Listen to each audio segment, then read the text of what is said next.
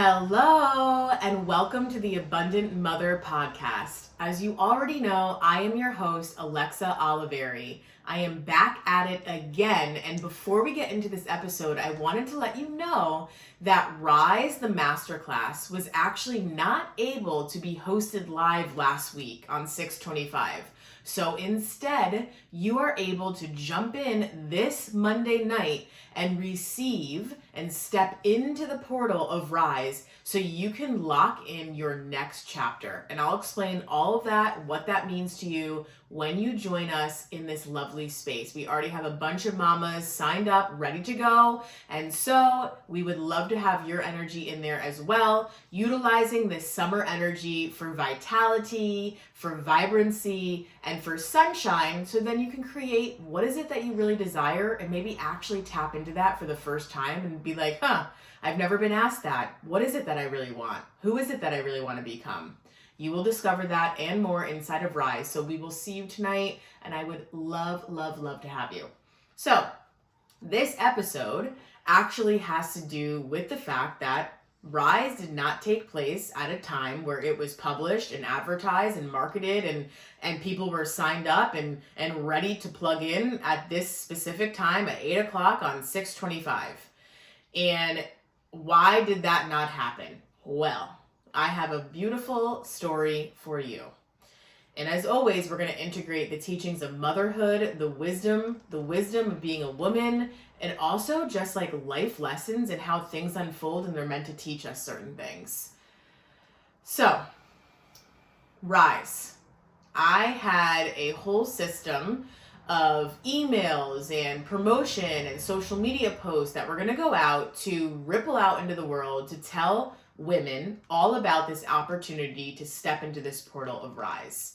It was advertised on 6/25 at 8 o'clock at night, and I am very punctual and very mindful about executing on dates that I say that I'm going to execute on. I've always been that way. I will show up if I have said, yes, this is happening.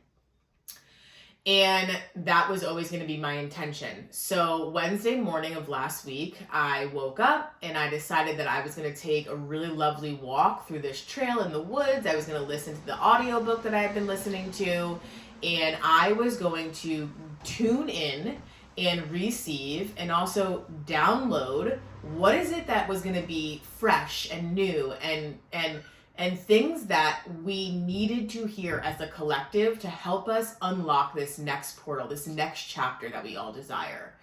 And I'm going through the walk and everything is great. And I look down at my phone and I see that my babysitter, who's home with my two precious babies, is calling me.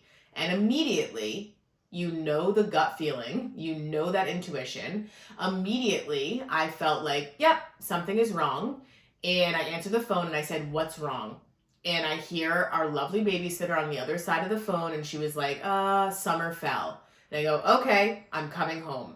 So I hang up the phone and I start running down the trail, and I'm like, what's happening? All that's happening is I'm going to get home safely and assess what's going on with my baby. So I get into the car and I'm driving, and I'm in my mind, I'm trying to fill in the grid. I'm trying to understand, okay, what is it that this could look like, or what is it that's going to be requested of me? And I step into my home and there's my baby, and she's bleeding and she's sad and she's calm but sad. And I pick her up into my arms and I look at her, wound, and I'm like, oh, okay, I've never experienced this before. This looks like it's a stitches type of situation. Yes. So I've never had stitches. My oldest child never had. This has just not happened in our family. And on top of it, it's a good opportunity to let you know that I don't love blood and wiggly teeth and, skin knees and all this sort of stuff. Obviously, I'm a mother and I'll care and love and heal and hold my children when this stuff happens. But I'm not amped up and put me in to deal with this sort of stuff. Every time my daughter is like, I have a wiggly tooth, Mom, I have a wiggly tooth, a slight part of me kind of cringes inside. I just get the chills right now. I just didn't even enjoy losing teeth as a child, I remember. Feeling like, this is a process I don't love. So it is a process I don't love. And I am there to hold and receive my child and like wipe her blood and hold the ice pack on her boo-boo. And it was like, okay, stitches. And so my husband was way far away from home, 2 hours away, working in a space that he can't really answer the phone. And I'm like, all right, here is this motherly duty that I'm, of course, going to rise to. And so your brain doesn't really fully think things through, right? Like you're just starting to make like intuitive move after intuitive move, but you have to make an action step. So I started making these action steps and I was like, okay, what can I do? I can go here or I can go there. And what's the best scenario look like for myself and my daughter and my other daughter right now? And so I did that based on my own intuition. We ended up at the local ER and I'm like, okay, this is on her face. So I want to make sure that the stitches are done properly. And so I want to make sure that a plastic surgeon does this. I don't want any gluing. I just want this to be done. And we're at the ER, we're doing the waiting game, all is good, and then they're telling us that we're going to have to be referred to the plastic surgeon office. And at this point, it's like, oh, again, what is the day that I had set up and planned for myself, which was like a really relaxing time for a walk, moving my body, being in nature, receiving, reflecting, creating space so that I can then hold space for, women later on in that night who are signed up and ready to go, And so it was like, oh, okay, this is interesting. How do I work this? And I'm going to give you like a time capsule moment for a second. And I'm going to open your eyes to who I was in the corporate world and who I was as a working woman. And slightly when I first became a mother, a working mother, I would show up to work. I'm not even joking you. I've showed up to work with the flu before because I was like, oh, I am going to push it through and this is what's expected of me and I have to show up and these are the calendars, the meetings I have on my calendar and I will be present for them. And so that is ingrained in me that if I say yes to something, if I RSVP to something, if I reply on a calendar to something, I am going to show up for that. And I always have been that way. I would show up sick to the office. I'm sure that wasn't like the best thing to do. This is like pre-COVID days, right? Where it's like, don't even come in, stay home. Like, no, I was showing up. And quite frankly, like I think there was only one time that I could recall where my then boss was like, what are you even doing here? Go home. But more often than not, it was cool that I was at work and in whatever state I was in and just like kind of plugging away. And so I know that you've experienced this too. I know that you experience this like in like basics as a woman when you have your period and you're like, oh my God, I feel like I want to just crawl up into a ball into my bed, but you still have to show up somewhere. Or through the many phases of pregnancy, through the trials and tribulations of pregnancy, where you still have to show up somewhere, where it's like, you know what? Maybe not. Maybe just because these calendar events are scheduled for us, or maybe just because we RSVP to these things, maybe it's actually time for us to tune into our bodily wisdom and say, this is not the time for me to be doing XYZ. In fact, it's the time for me to be doing this. And it's so hard because as a collective, it is ingrained in us to push, fill the calendar space, show up for that time on said calendar. And so I was a walking embodiment of that to a fault, staying late, like past 7:00 at the office, working weekends because I had to, like working holidays because I had to, all of these things.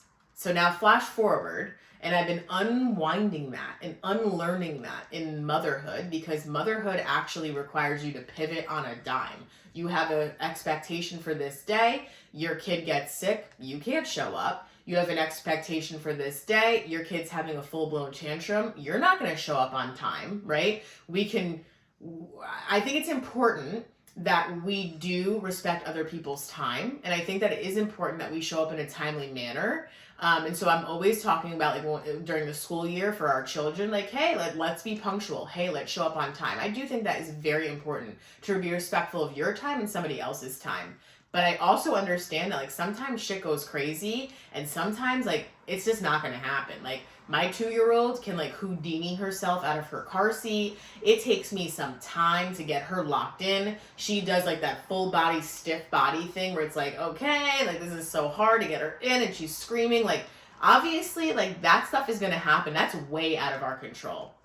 So in this time capsule, knowing that motherhood has really required me to unlearn these things that are ingrained in us from society, through corporate, through schooling, through all these things, where it's like, okay, gentle, gentle, gentle. So in the midst of this day, I knew emotionally my number one priority was to hold space for my children. And I said our children because it's so important for us to get this. The number one role that we have is to hold space for our children.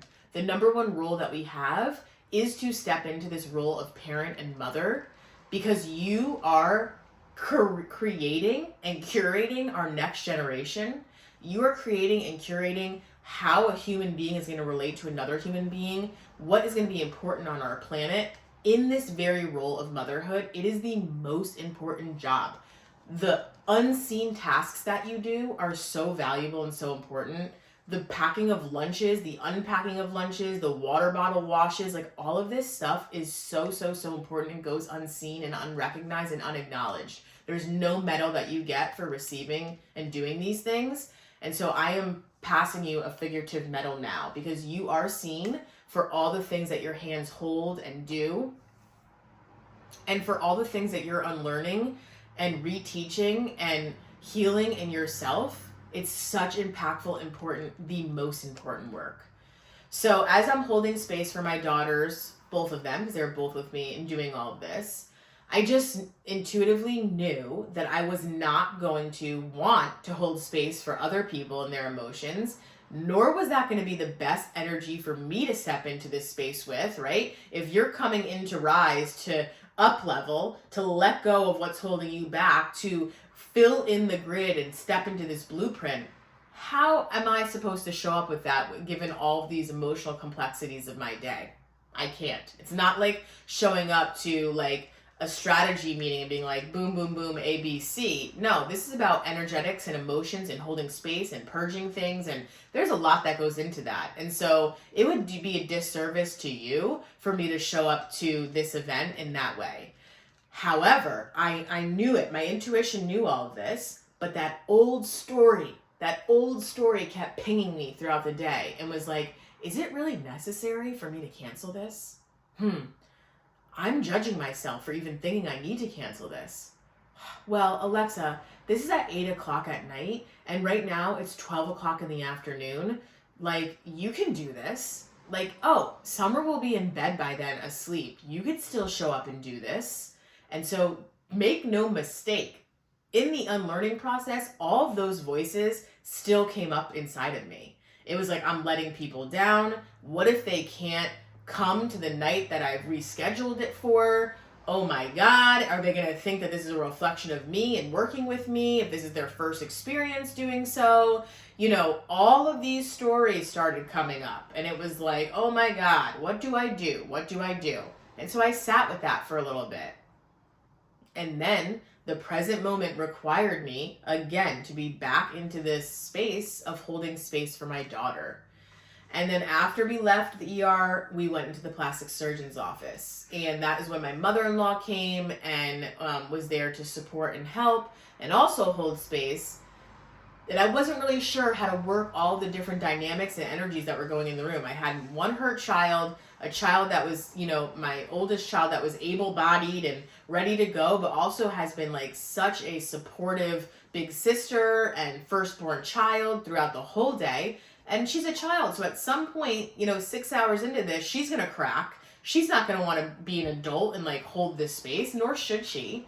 And then I have my mother-in-law there where it's like, oh, this is the first time she's seeing the wound. How is this happening? Like her day got thrown. Like, so there's a lot of energy swirling around. And so as I always storytell what's happening in my life, think about the same scenarios for you. Think about an area in your life or an event that happened where it's like, oh, Like now I can get this Ariel's perspective of this. Like maybe that's why that energy was brought in, because they were kind of like thrown for their day. Or maybe that's why my oldest child was acting like this, because they held it together for so long that they just couldn't anymore, you know? So it's like, why is this happening? And how is this happening for me? How is this happening for me? So through this experience, I had the intuition that I was like, you know what, Grandma, you need to take Sage right now. I'm going to go out and, by the way, it was like 105 degrees in Connecticut this day. So the heat was blaring. It was hot. It was like alarming hot.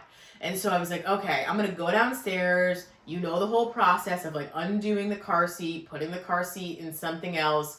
It is like arduous. There's a car parked really close next to me. I can't even like get the car seat out of the car. And I'm like in this moment, like deep breathe, Alexa. I'm getting so effing pissed off about all of this and like the clicks and the things and the movements that I was like, just breathe. This all doesn't matter. This is logistical things. I want to make sure my oldest child is safe in the car so I can just go back up and create further space for my youngest child right now.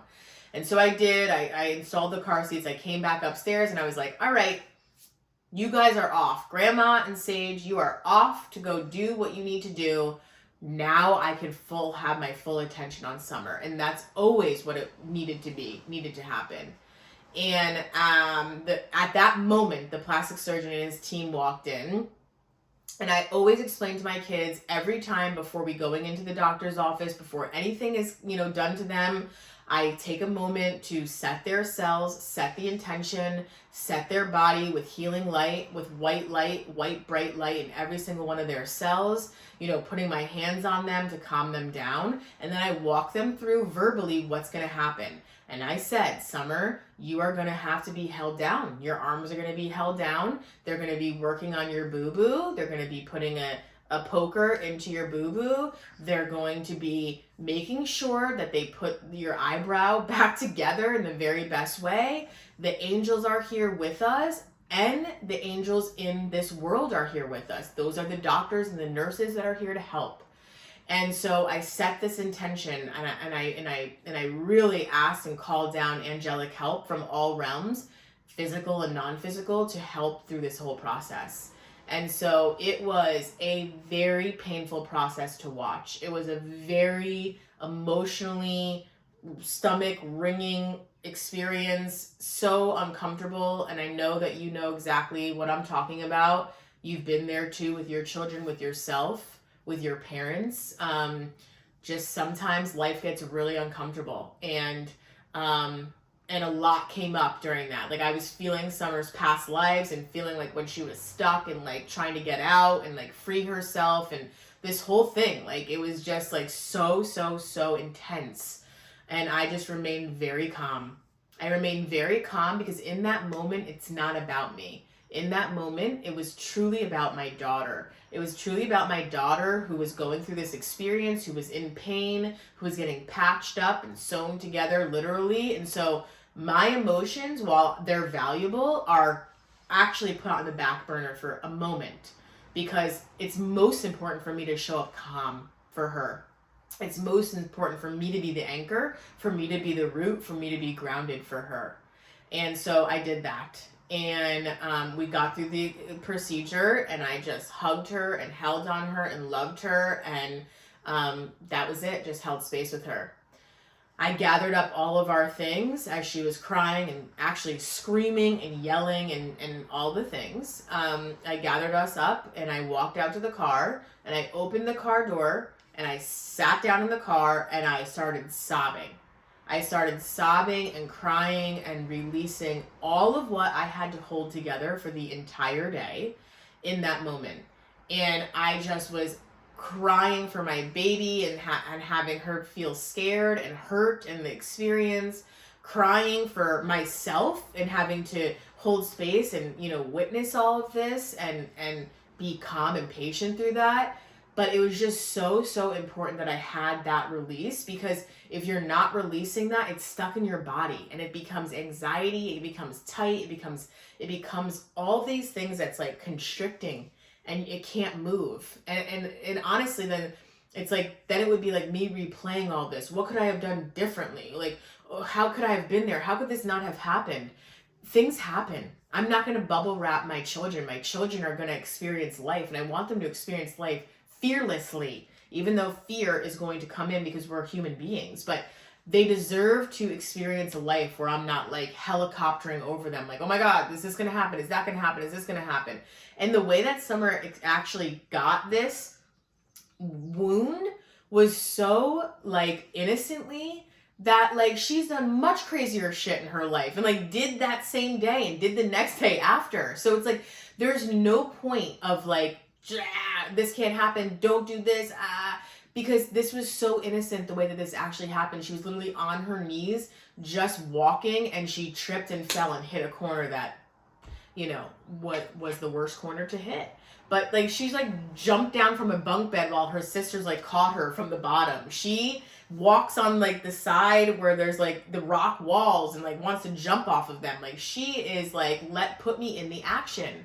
And so it would be a disservice to me to feel so much anxiety about like, oh my God, this must mean something about me. This must mean something about my choices. And now I need to constrict my children from living life. That's what would happen if I didn't really truly feel the sadness, the grief, the emotions, the scaredness that I did in that car after the experience was done. And so I just let myself cry and cry and cry. And I called my husband, and at first he was totally freaked out because he's like, what's going on? Did something happen? And I was like, no, I just need you to hold space for me for a second, because I've been holding space all day for everybody else. And I just need space for a second, to just more than a second, a few moments to just feel all this out. And so to his credit, he held the space for me. And then I processed it. And then I was like, okay, that's out of my body, out of my mind. And thank effing God, I did not say, yes, I'm going to be fine to host Rise. And I'm just going to like put makeup on at the end of the day and not even acknowledge what happened to my child and not even acknowledge what happened to myself, and then push my feelings to the back burner and then step up and then hold other women and their emotions. That is dishonesty. That's dishonesty to myself, and that's dishonesty to all the women that signed up to become a part of this experience, because I cannot hold space for others in their emotions. I cannot hold space for others in their abundance. I cannot hold space for others in what they're birthing into the world if I do not hold that same space for myself. And so it was like, hallelujah, you made the right decision, but it wasn't easy.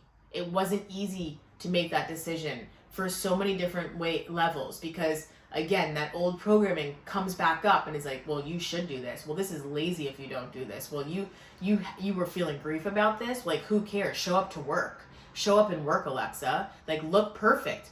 Do the thing.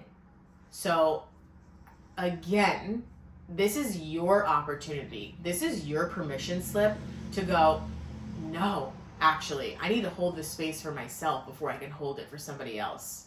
No, actually, this is what I need to learn from and through before I could step into any other room and teach and do.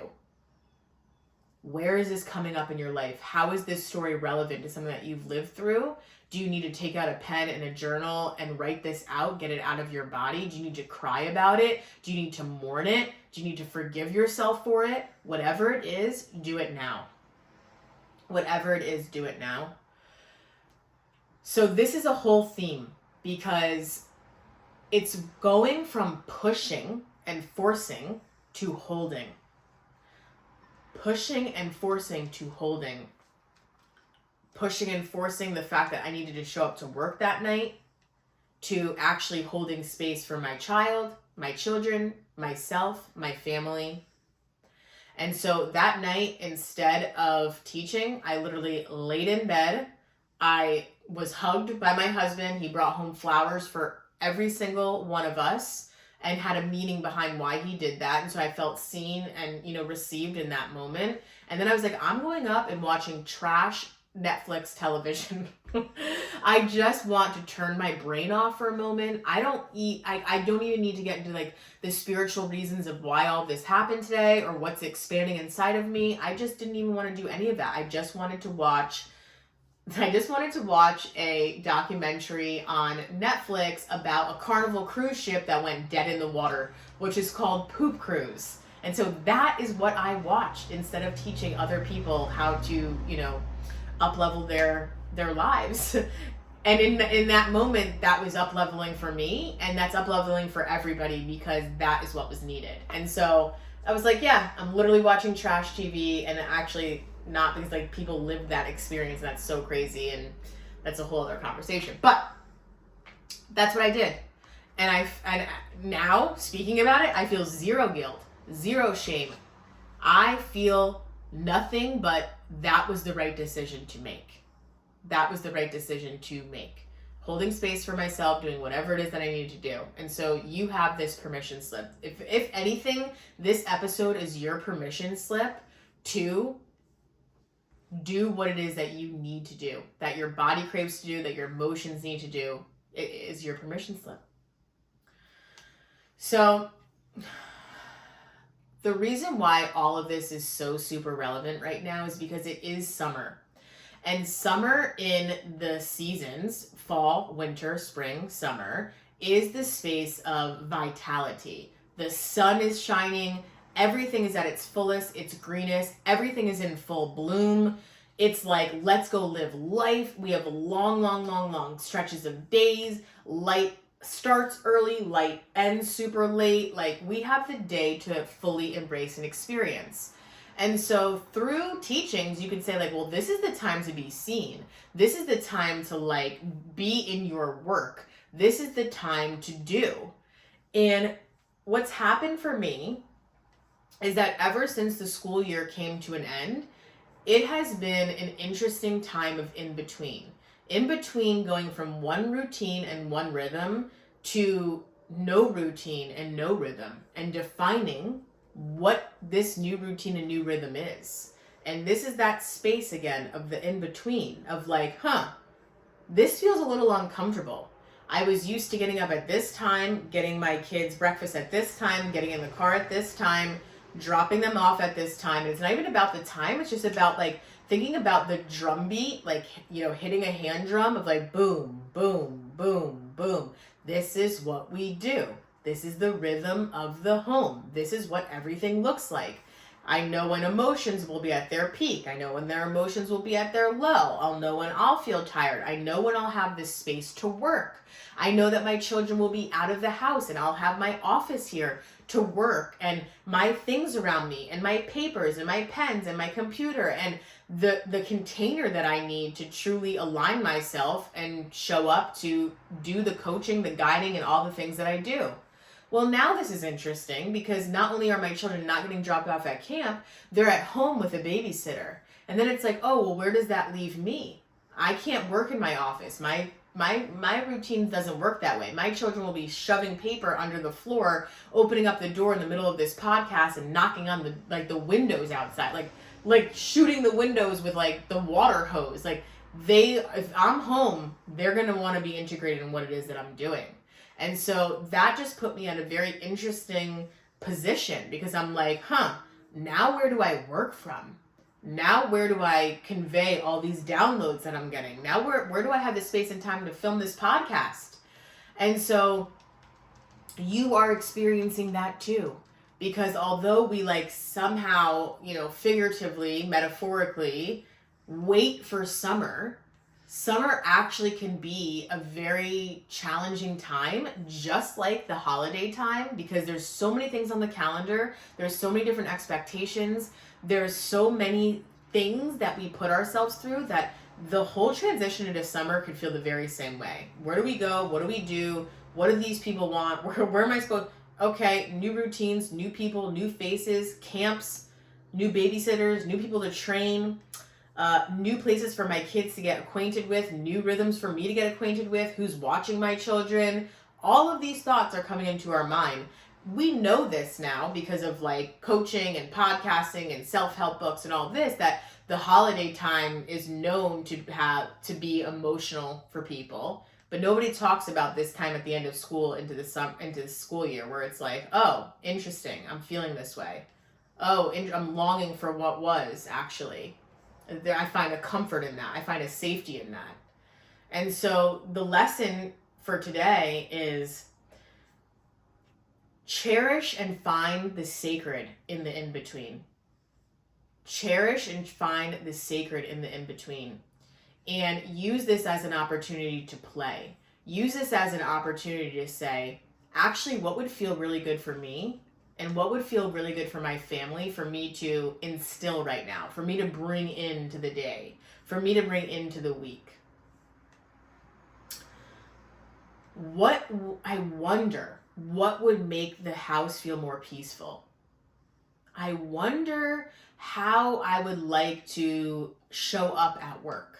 I wonder where I would like to be. Just start asking yourself these questions, and your soul, your heart, your intuition will begin to answer these questions for you, instead of feeling like, oh my God, I have to go back into the past, or I have to recreate what was just done. Obviously, that's come to an end, and so that season is done. And so this whole recreation process begins. And we can't go in with old, stuck energy and bring it into the new and think that that's going to work. Now you can go back through and say, like, oh, this actually really served me. It really served me to get up at this time and before my children or after. I'm just using these things as an example. It doesn't really matter. But think about what actually served you, and then, okay, that actually did. And actually, what didn't? Oh, I'm going to let that go. And so if we can take these times and realize the sacredness of this, and realize the fact that this is where all the recreation happens, that this is that chapter in the in-between, and things will feel uncomfortable, but for the purposes of you alchemizing, for the purposes of you healing through it, and for the purposes of this next version of yourself to step up and walk through. And so now I know that I am living the experiences that I am teaching. This is not like a green screen, like, oh, okay, this is all love and light, everything's great, which I bring in love and I bring in light 9 times out of 10. But sometimes there's an extreme amount of challenge that I feel in that moment, and my old self wants to come out. That old routine, that old way of doing things, that stuckness, that fear, the fear of judgment, wants to come out, but I can recognize it. And I can say, okay, I hear you, and I am becoming a different person. Okay, I hear you, and that once did serve me, but it doesn't any longer. Okay, I hear you, but now I'm a mother holding 2 children and myself, and there's different things that are required of me. Okay, I hear you, but now in my work, instead of working on strategy and marketing and corporate and business development and community building and running a team and all these things, I am here to hold the emotional frequency, to hold the energetic frequency of women birthing their dream businesses and their dream life between motherhood and business. I have to embody that. I have to embody that before I teach that. And so this is where the teachings get deeper and deeper and deeper. And this is how I bring these podcast episodes to you, these stories to you that are really happening in my life for the purposes of you evoking what's happening in yours. The teachings that come through from me, the showing up and holding space that's required of me. This is how this all comes to be, is that I'm living an authentic life. I'm living an authentic life where I am very mindful about expanding abundance. And abundance looks differently every single day. Abundance in money, abundance in health, abundance in presence, abundance in peace. And so if I'll leave you with one final message, it's okay to not be the person that you once were. It's actually healthy to not be the person that you once were. And it's okay to feel that voice of her still inside of you, wanting to come out. And it's okay to choose a different path. And in fact, that is what is sacred. So tune into yourself. As always, I want these podcast episodes to be about embodying for you. I want you to be able to take these stories and think about your own life. I want you to take this symbolism and think about your own version of yourself. And I want you to truly step into abundance and truly step into this next version. of who you are destined to be. So join me in Rise on Monday night, tonight, or if you're watching this or hearing this later, you could purchase the recap and go along with all the exercises and alchemize all the things that are coming up in real time. It does not matter. This wisdom lives on. It doesn't matter if you're there live or not. You are still able to be a part of the entire experience. So tap into Rise, create this blueprint, and I'm here to support you. Further your ripple and further your mission in blending your parenthood with your work and reframing what that even means, what that word even means, what work even means, and then stepping into wealth on all levels, because that is what you deserve. I love you. Have a very beautiful day. Keep on shining. See you soon.